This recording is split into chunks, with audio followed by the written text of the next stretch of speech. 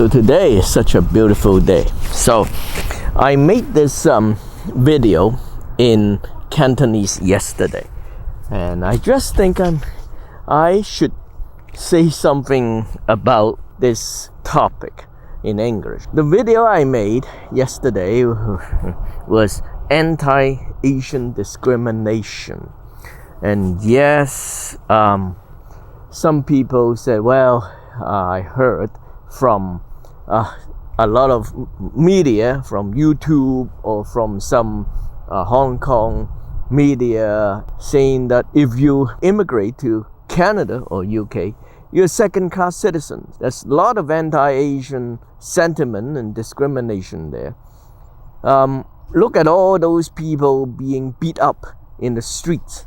So if you immigrate to Canada or UK, you get beat up. And yes, they have video to show for, and it is true. In here, CBC and CTV, they do have those news report, especially in Vancouver, and I heard some in Ontario or in Toronto, those bigger cities too. Is it really that serious? Well,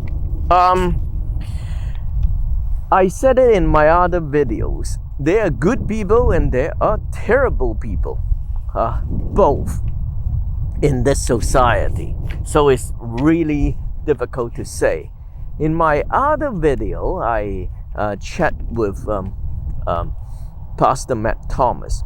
Yes, there's a discrimination against blacks in Canada and Nova Scotia, and yes, this is definitely discrimination the First Nation.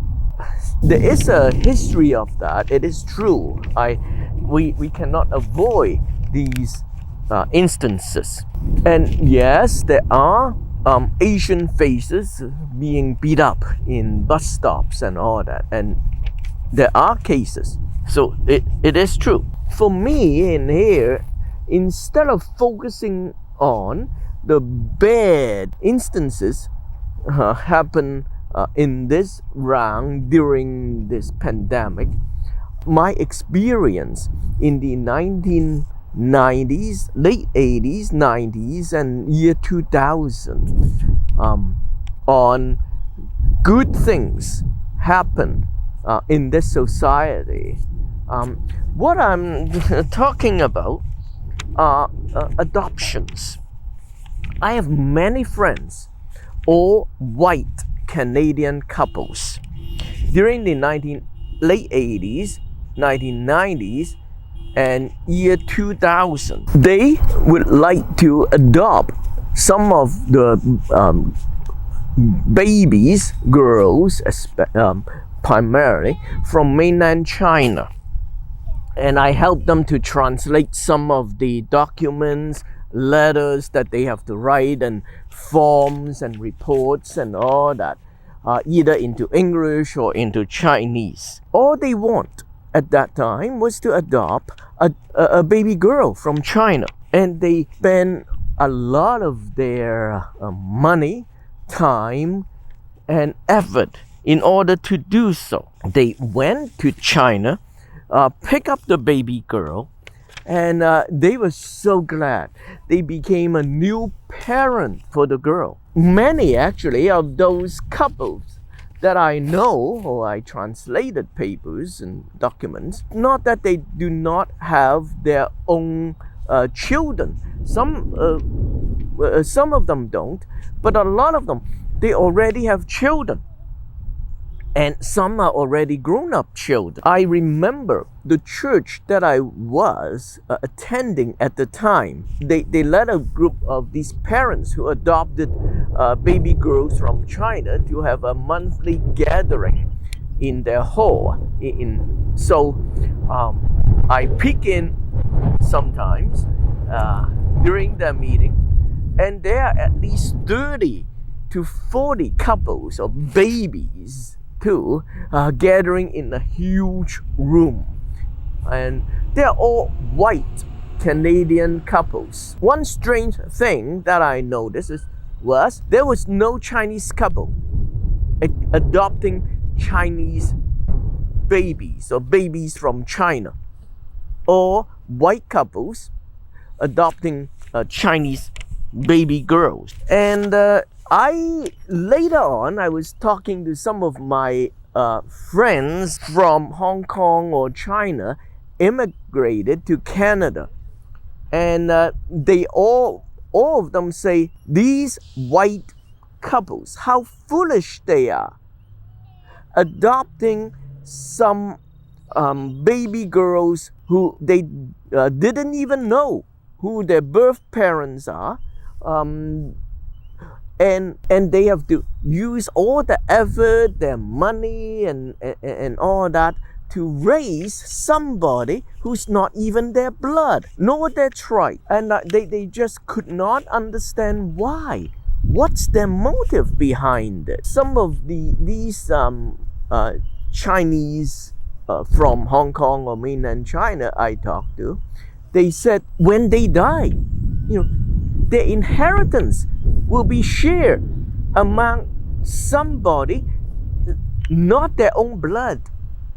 Wouldn't it be giving away their possession to somebody that there's no blood relationship with them? And on the other hand, how about their own children? Would their children complain to their parents that because there's an adopted sister, now they have to share inheritance with somebody that they're not even in or with their family? They're not their own blood. They just find it, they just cannot understand why on earth they are willing to do so. And I remember one couple adopted a teenage girl from Canton. She's already a teenager when she was adopted and came over to Halifax. And she couldn't speak a word of English the time that she arrived. So this couple was very patient, taught her, and also sent her to private school. Well, sending your children to private school costs more money than sending your children to university, if you know the education system here. So yes, that little girl or teenage girl now is I think she's at least 20-something, 30-some years old now, went on to university and all that. And her parents supported that. Yes. What's their motivation? Only one pure motivation: love. In some ways, I have to say it is a love for humanity. Even though it's only one person and it's one more person that they can love. And you may ask, oh, these parents adopting Chinese girls, they must be very rich in order to do so. I'm thinking, I know quite a few of them. No, they are not that rich. A lot of them, they are just middle class employees, ordinary folks that have their own jobs.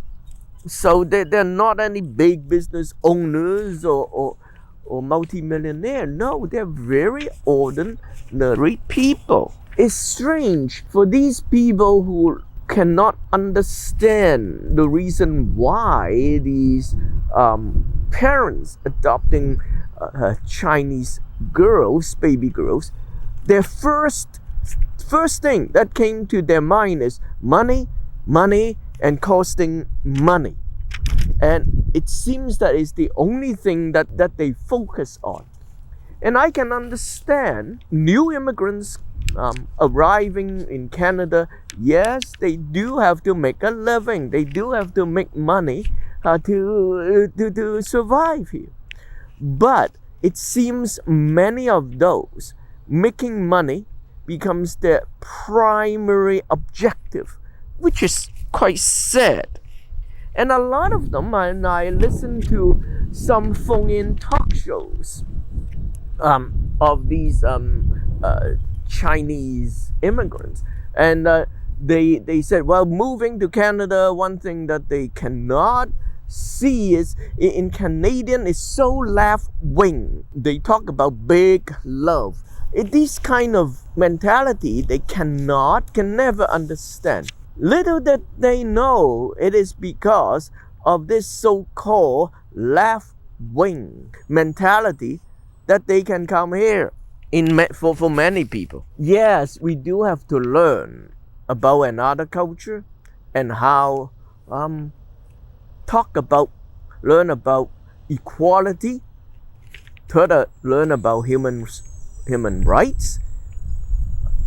And it is a good thing to learn and to integrate. There are so many talk about hate or anti-hate. Yes, there are bad people around that they discriminate, but also there are many good people, kind-hearted people that just love humanity. For those who are protesting about these anti-Asian discrimination, for those who join these protests, yes, we need to have a sense of social justice.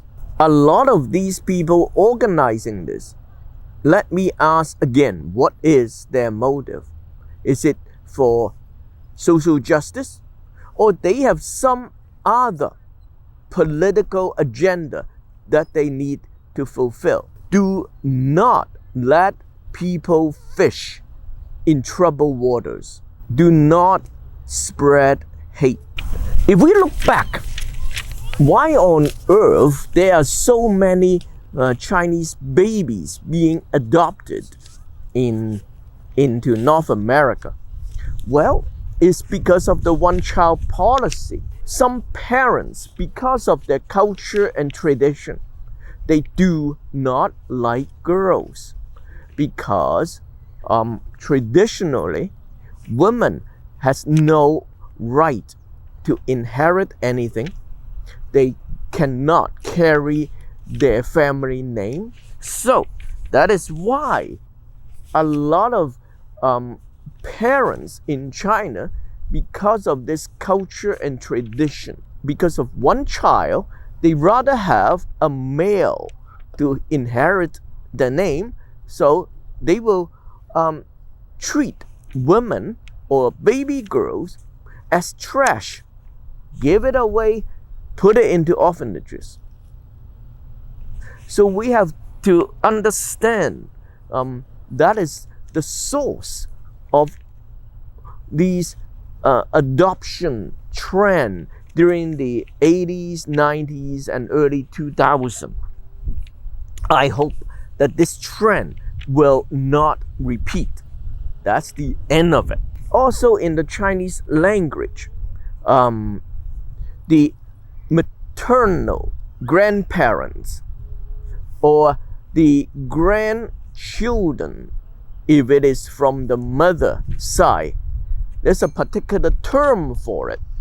Instead of using the term maternal grandfather or maternal grandchildren, they use the term the outsider grandchildren because they do not carry the same last name.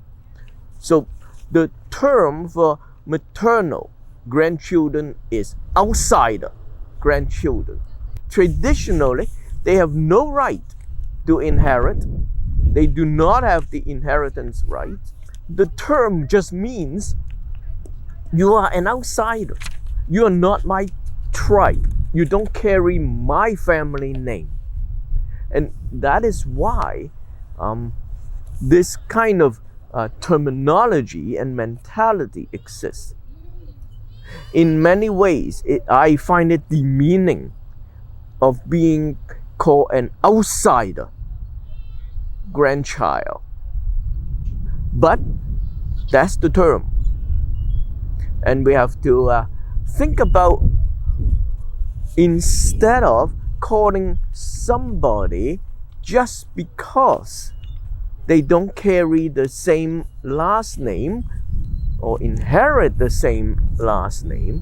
You call your grandchildren or that part of your family an outsider. That's all I'm going to talk about in this video.